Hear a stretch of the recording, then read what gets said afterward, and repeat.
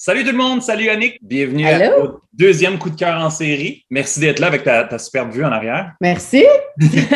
Merci à la montagne. Aujourd'hui, dans le fond, tu vas nous partager tes coups de cœur de séries télé récentes. On sait que tu es une accro aux séries télé, on s'en parle souvent sur Twitter. Mhm. Fait qu'aujourd'hui, je suis curieux de savoir justement c'est quoi les séries qui t'ont vraiment fait triper ces derniers temps. Ben écoute, ça va me faire plaisir de te parler de ça. Ça a été très difficile de m'arrêter à 5. C'est tough, Mais il y a tellement de stock là. ouais, ben c'est le fun. On va commencer avec mon numéro 5. OK, mon numéro 5, c'est Queen Gambit. Oui, série Euh, qu'on a trippé il y a à peu près un an et quelques là. Écoute, ça m'a refait jouer aux échecs. Je suis sûre qu'ils ont vendu plein de jeux d'échecs à ce moment-là. J'avais appris les échecs quand j'étais plus jeune, puis je me souviens, j'avais un livre d'échecs, mon jeu d'échecs. Là, mon mari m'a acheté un jeu d'échecs, puis là, tu sais, je suis repartie dans les échecs. Écoute, cette série-là, je trouve que, ben, premièrement, l'actrice, Elle est wow, bonne, hein? C'est fou. Anya Taylor-Joy. J'ai fait mes recherches. Hein. Son jeu est tellement bon, puis l'histoire aussi, tu sais, c'est une femme, là, elle était dans un orphelinat, c'était trash un peu avec les médicaments puis tout. Elle a développé cette passion-là pour les échecs, puis je trouvais juste que c'était beau le parallèle entre le fait qu'elle ait cette passion-là des échecs, mais aussi elle ait une dépendance. Elle avait comme une dépendance aux médicaments à un moment donné pour comme voir toutes les Hey, ça, c'était chéquiers. hot. Là, C'était tellement qu'elle hot. avait au plafond, là, c'était tellement bien fait. Là. Ton numéro 4? OK, je m'assume. Ailleurs, là. On s'en va ailleurs, là. Virgin River. Ça, je t'ai vu OK. en parler souvent. Oh my God, j'ai tellement capoté. C'est mon côté quétaine, mon côté de fille. Ça fait du bien aussi de ne pas regarder juste des trucs de meurtre en série. Puis, Ben, c'est ça, tu sais, moi, légers, là. Ouais, je J'aime regarde bien beaucoup de... les trucs dark et edgy, moi aussi, là, mais c'est ça, des fois, c'est comme, il faut un peu prendre l'air. Là. Virgin River, tu sais, ça te fait rêver, là, la fille qui arrive dans un petit village au nord de Californie, puis là, il y a le beau Jack qui est là. Même son nom, Jack, puis elle, c'est Mel. C'est tellement quétaine, mais en même temps, j'ai embarqué au bout, tu sais, puis mon chum, il me regardait en voulant dire « Oh là là », tu sais, il me jugeait d'aplomb, mais c'est pas grave, parce qu'il était pas avec moi pour le regarder, puis c'était comme mon petit moment. Ça a été un énorme succès. Ma femme a trippé, je l'ai dit à ma mère a capoté, elle les a écoutés d'une shot. Puis en plus, tu sais, la première saison, t'attends le moment qu'ils vont s'embrasser, mais ils s'embrassent pas. Puis là, tu t'en vas dans la deuxième saison, puis là, t'es comme, mais c'est quand ça va arriver? Ça me rappelle, là, dans mon jeune âge, quand mes parents regardaient Dynasty, là, tu sais, ça n'a pas rapport à l'histoire, là, mais tu sais, des histoires qui sont vraiment romancées, là. En tout cas, bref, c'est mon numéro 4 et j'en suis fière. Au numéro 3, t'as mis quoi? OK, là, on rentre dans mon style Handmaid's Tale. Colin, que c'est bon. C'est tellement bon. Écoute, l'histoire, tu sais, je sais que ça vient des romans, puis ça avait été un gros succès, les romans, puis tout ça, puis je peux c'est juste fou que ça a été Moi, écrit il y a si longtemps, je sais. Pour vrai. Je les ai pas lus, les romans, mais je m'imaginais juste, là, lire ça, là, puis d'imaginer, en plus, tu sais, là, on l'a vu en série, mais de lire le roman, ça doit être quelque chose, là, tu sais, parce que je trouve que qu'est-ce qu'ils ont réussi dans cette série-là, de l'actrice principale qui joue... Elizabeth Moss, là, qui joue... puis qui est excellente. Là. Mais t'as le frère de Ralph Fiennes, Joseph Fiennes, qui joue le plus fucké de la gang, là, des gars. Là. À un moment donné, tu réussis comme à t'attacher à lui, tu sais, puis ça vient que...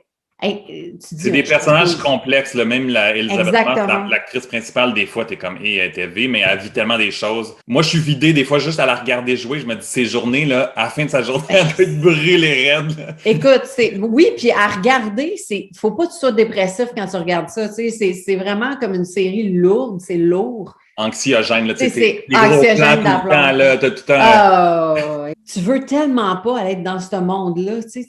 C'est comme de la façon que ça a été fait, l'histoire, tu sais, au début, quand elle se fait enlever, tu te dis, my God, tu sais, c'est réaliste, là, de la façon que tu te dis, tu verrais-tu ça que ça arrive, tu sais, puis que la réalisation aussi, tu as des shots là-dedans, là, tu sais, au point de vue... C'est beau, là, ouais, esthétique, là, juste avec les costumes, comment ils les placent, puis... Il y a des shots, à un moment donné, sont tellement nombreuses, les filles, c'est tellement beau, le rouge écarlate avec les chapeaux, puis tout, puis là, c'est tellement... Ça devient des œuvres d'art, là, c'est fou. Ah non, c'est vraiment écœurant, c'est vraiment beau. Deuxième position. Mindhunter. Ça, c'est une série que j'ai adorée. Il y a juste 2 saisons. Hey, j'ai juste vu la première, moi. Puis c'est sur ma liste, la deuxième, puis je l'ai pas encore regardé. Moi, Mindhunter, ce que j'ai aimé là-dedans, c'est que, tu sais, d'habitude, mettons, tu regardes une série qui a des serial killers ou, tu sais, c'est tout le temps un peu le même cheminement. Pattern, ouais. Je suis les détectives, là, ils vont l'enquête, puis tout ça. Mais là, c'est d'aller au côté psychologique des serial killers, des sociopathes.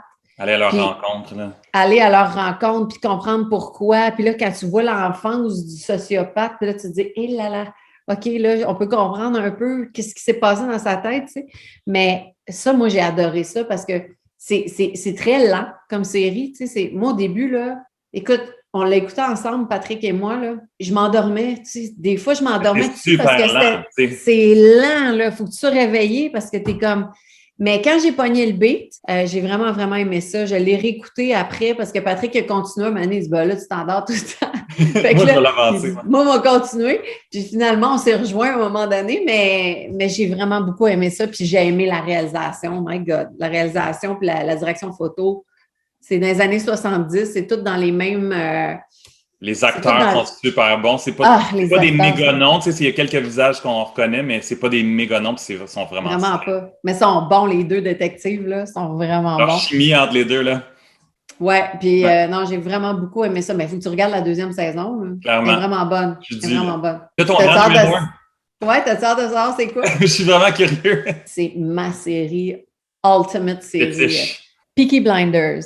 Et ça, c'est sur ma liste. Ma blonde, elle l'a bingé cet été, puis moi, je l'ai jamais regardé un épisode. Mais je te le dis, là, moi, ça m'a pris au moins 3 fois à essayer. Puis là, il faut que tu te donnes là, au moins les 2-3 premiers épisodes. Mais quand ça part, là, quand tu t'embarques, c'est comme, là, j'ai juste hâte que la nouvelle saison arrive. Je vais t'expliquer pourquoi Murphy, moi, je l'adore. Déjà, en partant, je trouve qu'il est excellent. Là.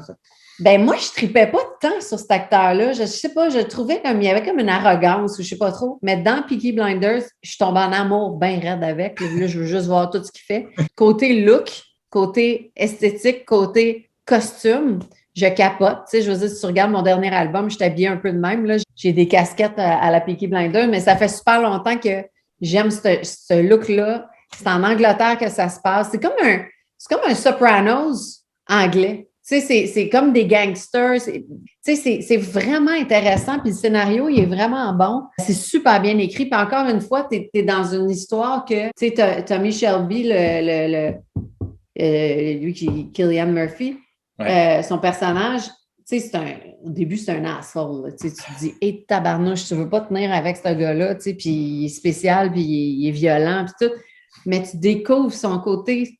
En tout cas, toi, tu l'as pas vu encore, là, mais ça me donne encore plus le goût de l'écouter, c'est ça. Tu t'attaches à lui, là, puis tu t'attaches à son frère, tu t'attaches à toute la famille, puis tu rentres dans leur histoire. Là. Moi, j'ai vraiment trippé. Et mon idole signe la musique pas mal tout le long de la première saison, c'est Nick Cave. Tu sais, ça commence avec la chanson de Nick Cave, Red Right Hand. Tu as du PJ Harvey là-dedans, tu as du Radiohead. Le soundtrack est débile mental. Fait que, tu sais, moi, c'est sûr que, bon, tu mets tout qu'est-ce qui est esthétique, musique, histoire, storytelling, les acteurs. Toi, puis c'est drôle, hein, j'ai de mes amis qui me disaient, faut que tu regardes Peaky Blinders. Là, j'étais là, ouais, mais tu sais, ça a l'air long, ça a l'air slow, nanana. Écoute, il y avait tellement raison, là. Toutes les saisons sont bonnes. J'ai vraiment là, regardé ça, là, puis j'étais comme, OK, encore, OK, je rembarque dans la nouvelle saison. Tu sais, j'avais hâte, mais en même temps, j'avais pas hâte de finir. Puis Anya Taylor-Joy, elle a un petit rôle là-dedans, non? Exact, c'est là que je l'ai vu la première fois. Et là, je sais que c'était un top 5 que je faisais. Mais moi, un peu plus, c'était un bonus, là, t'en as quelques-unes. Ben, c'est parce qu'en fait, j'aime beaucoup les documentaires, tu sais, puis les documentaires fuckés, là, tu sais, on s'en était parlé d'un, là, Night Stalker, je pense qu'on se parlait. Ouais. Écoute, moi, là, tu sais, j'étais un peu comme Alex Perron, là, je tripe pas mal ces films d'horreur, puis les serial killers, puis toutes ces affaires-là, là. Celui-là, là, je me couchais le soir, là, puis j'entendais un bruit en bas, là. Écoute, j'ai vraiment eu peur en regardant ça. Le gars, on dirait qu'il a été casté. Ça se peut pas d'avoir un gars aussi creepy. C'est le vrai gars. Le gars, là, il est vraiment, vraiment épeurant. Vraiment. Puis quand tu connais les détails de ce qu'il a fait, puis tout, là, puis ce qui est épeurant là-dedans, c'est que, tu sais, d'habitude, les profilers vont avoir, tu sais, bon, lui, il tue des femmes, ou mais lui, il n'a pas de profil. Ouais. Fait que, tu sais, puis il se promène de Los Angeles. Hop, un moment donné, il est à San Francisco. C'est tellement épeurant. Puis moi, j'ai habité Los Angeles, puis je revoyais des spots. Puis là, je me disais, oh, j'ai habité là, moi, mais j'ai pas habité là dans ce temps-là. Mais je me disais, c'était peurant, là, tu sais. Je veux dire, ça aurait pu m'arriver, tu sais, c'est comme, oh my God. J'aime beaucoup les documentaires Making a Murder. Dans la dernière année, j'en ai tellement écouté, là, j'étais accro. Dernièrement, j'ai écouté La Traque en français, là, que j'avais pas vu non plus. Bon?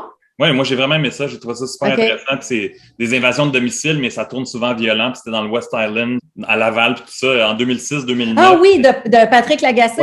Ouais. Oui, je veux commencer ça. Ouais, c'est je bon. veux vraiment commencer ça. Oui, puis ça, c'est le fun. Ça commence à se faire au Québec. Oui, vraiment. Il y en a quelques-unes là, qu'il faut que je commence à les regarder, mais sur Crave et Netflix, il y en a tout plein. Là, c'est vraiment bon. Là. La réalisation donne souvent un edge à l'histoire. La manière dont on les raconte après, là, c'est fou. Là, la quantité d'archives où ils doivent passer à travers, ça n'a comme aucun bon sens. Des fois, ils réussissent. Là, moi, je n'ai vu une sur Crave, Outcry, ça m'a ému. Là, ça avait comme pas de bon sens. Des fois, tu te dis, mon Dieu, comment ils ont fait pour nous amener là avec un documentaire? Mais c'est ça, les documentaires sont vraiment rendus bons. Tu regardes ça, là, puis tu regardes. C'est comme un film, une série, là, ouais. Tu sais, comme The Jinx. T'as-tu vu The Jinx? Non. Je vais le mettre je vais l'ajouter sur ma liste. Ouais, c'est genre ces documentaires-là que tu veux, tu le regardes comme une série, tu sais, vraiment comme c'est bâti comme une série, puis les documentaristes sont vraiment bons. Je vais finir là-dessus. Tiger King. As-tu écouté la deuxième saison? Moi, j'ai écouté un épisode, puis j'étais comme, OK, je suis plus capable. Ben, c'est parce que la deuxième saison, c'est comme si tu faisais une enquête un peu. Mais c'est tellement plate. On le voit pas, lui, il est au téléphone, puis Carol. Tu vois juste son toupette. Tu vois juste son toupette. Quand il parle, il est comme frappé comme ça. Fait que là, tu le vois avec son toupette. Puis c'est vraiment très drôle. Mais tu devrais la regarder quand même, parce que du côté freak show, là, tu regardes ça, là, puis ça, Pat puis moi, quand on regarde ça, on est de même tout le long. Mais ça se peut pas.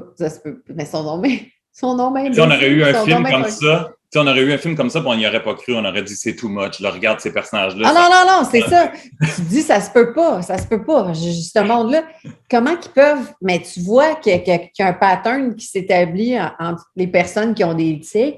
C'est vraiment déjà, un point de milieu, là, ouais. C'est très weird. Mais moi, je te le dis, tu devrais la regarder parce que c'est différent de la première, puis non. J'ai regardé un, puis j'étais comme, on dirait que c'était comme, j'avais l'impression qu'il tirait la sauce, puis qu'il n'y avait pas tant de stock. Ben, il y en a quand même, parce que tu découvres les autres personnages, tu découvres les autres. Carol, c'est une folle, là. Ouais. Mais, tu sais, les autres, là, Jeff, je sais pas quoi. Ouais. Celui qui a comme repris le zoo, là. Puis l'autre, il y en a un autre, Tim Stark, là. Lui, là. Écoute. Un autre weirdo. c'est vraiment, là. C'est le prix Nobel des épais, là, tu sais, je veux dire, des rednecks, là. C'est quelque chose, là, à regarder, mais moi, en tout cas, je te conseille de le regarder. C'est un bon divertissement. Ben, je vais le remettre sur ma liste, mais avec moins d'attente. Mais c'est intéressant quand même de voir, tu te dis à un moment donné, mais ils sont tous fuckés, Colin. Tu regardes ça, puis ça se peut pas. Il doit y en avoir un, là, qui est correct, mais non. Il y en a même un autre sur Crave de Tiger King. Je pense que c'est un il y en a un autre. C'est un épisode, mais il y a un autre dérivé de Tiger King quelque chose. Fait que tu iras voir ça. Là. Il y a je vais aller voir ça. Plus de Tiger King, il y en a plus. Mais avant de terminer, tes projets, Love is Silence, l'album, là, en ce moment, là, t'es beaucoup là-dessus. Moi, je te l'ai dit même, je t'ai envoyé un message, j'ai vraiment trippé sur l'album. Je l'ai écouté sur repeat. Sur la route, le soir, on dirait que j'embarque dans cet univers-là. Là. J'ai vraiment adoré. Ben, c'est un album vraiment sur la route, là. C'est un album qui fit pas mal, je te dirais. Puis moi, tu sais, quand j'écris des albums, je les écoute jamais vraiment après. Tu sais, une fois qu'il est écrit, il est comme lancé dans l'univers. On dirait que. Mais puis après ça, tu sais, je rejoue mes tunes live, mais celui-là, là, je l'écoute comme si c'était un album de quelqu'un d'autre. Tu sais, il est vraiment. Il me fait du bien, mais tu sais, comme je me mets souvent des vinyles quand je fais à manger. Là. Puis des fois, je le mets celui-là, puis je suis comme, je sais pas, on dirait que je suis capable de l'écouter, puis je le trouve bon. Tu sais, puis c'est comme, c'est mon album. C'est bon d'être fier, là, tu sais. Oui, puis aujourd'hui, en passant, j'ai appris que j'étais best-seller pour mon deuxième tome de Nathan au Pays des Rêves. Oui, tu étais au Salon du Livre dans les derniers jours, justement. Oui, puis là, ben, mes éditeurs m'ont appelé pour me dire la bonne nouvelle qu'on était best-seller pour le tome 2. Mais on l'était pour le tome 1 l'année passée, mais là, tu vois, cette année, ça s'est fait rapidement, là, fait que je suis vraiment contente. C'est vraiment ça continue, ce projet-là. Là. Il va en avoir oui, ça continue. Les autres projets, je vais savoir dans quelques jours si je suis financée pour un long métrage, mon premier long métrage en tant que réalisatrice. Fait que je suis gros mère. Ouais. Puis on produit, Patrick et moi, et Antonello de chez Attraction. On est les trois producteurs. On a Panic Fiction. Fait qu'on a des gros projets qui s'en viennent, qui vont être vraiment cool, dont 2 séries quand même assez pas pires. J'ai hâte de t'en parler. Ça va être vraiment le fun. Très cool. Mais merci encore d'avoir partagé tous tes coups de cœur. Ça donne plein d'idées à tout le monde, justement. Beaucoup de monde vont avoir des congés là, à venir, là, dans les semaines qui s'en viennent. On s'en vient, le temps des fêtes approche. On fera un part 2. On fera un part 2, c'est ça. Yes. Allez suivre Annick sur ses réseaux sociaux. Si vous avez aimé la vidéo, vous donnez des thumbs up, vous nous donnez vos séries coup de cœur. Vous allez rattraper la première capsule avec Alex Perron, que je vais vous laisser le lien à la fin. Puis on se retrouve très bientôt. Yes, salut, merci. Merci. La première capsule de coup de cœur en série, puis j'ai nul autre qu'Alex Perron avec nous. Salut Alex. Tu étais comme l'invité évident pour cette première capsule. Tu es un grand consommateur de télé et de séries. On peut dire ça, on peut dire ça.